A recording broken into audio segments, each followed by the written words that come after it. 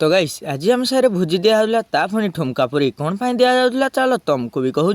हाँ गाइस मु भी कहूँ ना ढेंकानाल ठुका।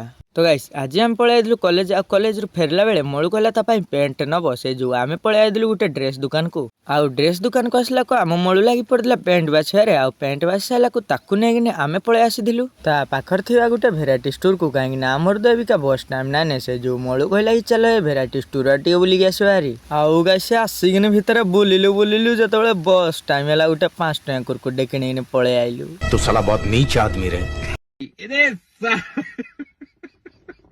आउ गाइस राति है आमे बाहर पलि आसलु भोजी खाए बोली कहीं आम साइड जड़े भाईर झील होते से जो 21 भोजी दौले। आउ गाइस आमे आसिक देखिलु जे बहुत लोक अलरेडी आसिक खाऊती तो आमे आसिक बसला को आमको भी ठुमका पुरी बाट देइथिले।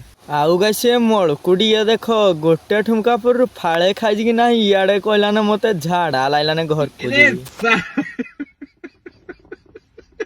हौ गाइस आज ब्लॉग टा भल फॉलो मारदब।